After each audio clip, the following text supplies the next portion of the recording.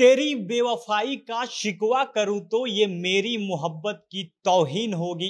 आनंद बख्शी और मोहम्मद अजीज का गाया बॉलीवुड का ये फेमस गाना अभी पटना में हुए विपक्षी एकता के बैठक पर एकदम फिट बैठ रहा है।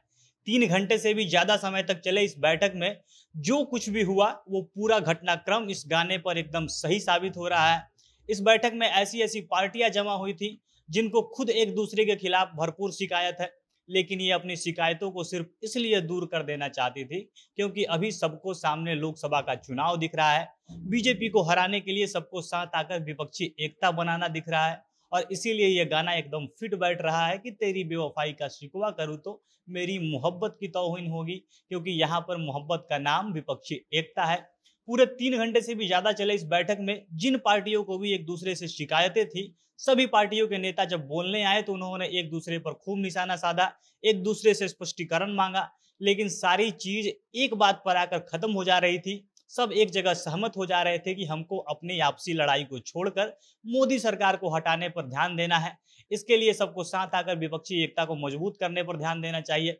अब इस बैठक में किन पार्टियों ने एक दूसरे के खिलाफ शिकायत किया, बैठक में गठबंधन को लेकर क्या क्या बातें हुई, पूरी कहानी विस्तार से हम वीडियो में आगे सुनाएंगे। और उससे पहले नमस्कार, जनता जंक्शन देख रहे हैं आप और मैं हूं सन्नी मिश्रा। कैमरे के पीछे हमारे साथी विशाल खड़े हैं।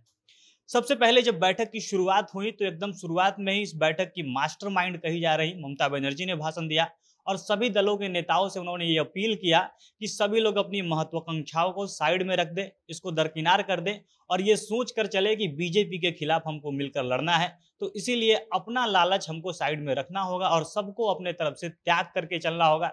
यहीं से तय हो गया कि इस बैठक का लक्ष्य क्या रहने वाला है। ममता के भाषण से यह स्पष्ट हो गया कि वो लोग नीतीश कुमार का जो एक के खिलाफ एक लड़ने वाला फॉर्मूला है उसके साथ ममता की पार्टी टीएमसी खड़ी है।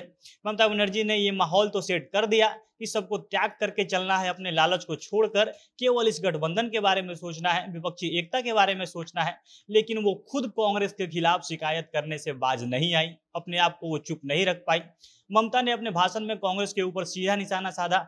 ममता को कांग्रेस के काम करने के तरीके से काफी दिक्कत है। वो कहती है कि एक तरफ सारी विपक्षी पार्टियां एकजुट होकर बीजेपी के खिलाफ लड़ने पर विचार कर रही हैं, तो दूसरी तरफ के कांग्रेस है जो बंगाल में हमारी सरकार के खिलाफ प्रदर्शन कर रही है। तो ऐसा कैसे चलेगा। इसके बाद शिकायत करने की बारी उमर अब्दुल्ला की थी। उन्होंने बैठक में जम्मू कश्मीर से 370 हटाए जाने के मुद्दे को उठा दिया और आर्टिकल 370 पर उन्होंने अरविंद केजरीवाल को लपेट लिया। उमर अब्दुल्ला साफ तौर पर यह मांग कर रहे थे कि अरविंद केजरीवाल 370 को लेकर अपना स्टैंड क्लियर करें, क्योंकि केजरीवाल ने 370 हटाए जाने के बाद मोदी सरकार का समर्थन कर दिया था और अब्दुल्ला की पार्टी इसके बिल्कुल खिलाफ है। तो विपक्षी एकता में दो पार्टियों के बीच आपसी शिकायत का कारण आर्टिकल 370 बना। इसके बाद बारी केजरीवाल द्वारा बार बार उठाए जा रहे मुद्दे की थी।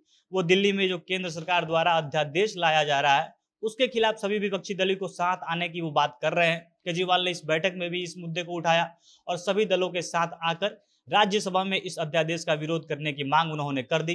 अब जैसा कि पहले चर्चा हो रहा था कि कांग्रेस इस बात का विरोध कर रही है कि लोकसभा चुनाव से अलग किसी भी मुद्दे पर इस बैठक में चर्चा नहीं होनी चाहिए, दूसरी तरफ केजरीवाल एकदम इस जिद पर अड़े थे कि वो अध्यादेश का मुद्दा बैठक में जरूर उठाएंगे और आखिरकार जीत केजरीवाल की हुई। उन्होंने अपने मुद्दे को रखा और केजरीवाल को इस मुद्दे पर शिवसेना, जो बाला साहब ठाकरे वाला दल है, उनका समर्थन मिल गया। शिवसेना की राज्यसभा में इस अध्यादेश का वो भी अब विरोध करने के लिए वो तैयार हो गए हैं। इसके बाद बारी नीतीश कुमार को उनके पिछले 10 महीने के मेहनत के लिए पुरस्कार देने की बारी आई। जैसा कि पहले से ही चर्चा हो रहा था कि नीतीश कुमार को इस बैठक में विपक्षी एकता का संयोजक बनाया जा सकता है।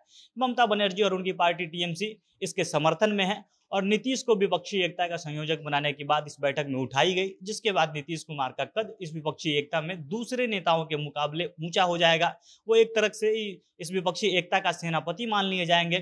अगर इस बैठक में शामिल होने वाले हम नेताओं की बात करें तो जेडीयू की तरफ से नीतीश कुमार, ललन सिंह, संजय झा के अलावा कांग्रेस पार्टी की तरफ से मल्लिकार्जुन खड़गे, राहुल गांधी, केसी वेणुगोपाल, आरजेडी से लालू यादव, तेजस्वी यादव, मनोज झा, एनसीपी से शरद पवार, सुप्रिया सुले, प्रफुल्ल पटेल, सीपीएम से सीताराम येचुरी, सपा से अखिलेश यादव, शिवसेना जो बाल ठाकरे वाला गुट है उधर से उद्धव ठाकरे, आदित्य ठाकरे, संजय राउत और जेएमएम से हेमंत सोरेन, टीएमसी से Mamata Banerjee, Abhishek Banerjee, Derek O'Brien, DMK से एमके स्टालिन, टीआर बालू, आम आदमी पार्टी से अरविंद केजरीवाल, भगवंत मान, संजय सिंह, राघव चड्ढा और पीडीपी से महबूबा मुफ्ती, सीपीआई से डी राजा, सीपीआई एमएल से दीपांकर भट्टाचार्य समेत कई सारे नेता मौजूद रहे। एक तरह से पूरे भारत के नेताओं का जमवाड़ा पटना में लगा हुआ था और बैठक का परिणाम एक तरह से देखा जाए तो सकारात्मक रहा। सबकी अपनी शिकायतें तो रही, बावजूद इसके सब इस बात के लिए तैयार हो गए कि 2024 के चुनाव के लिए उनको अपने लालच को त्याग कर एक साथ आना होगा।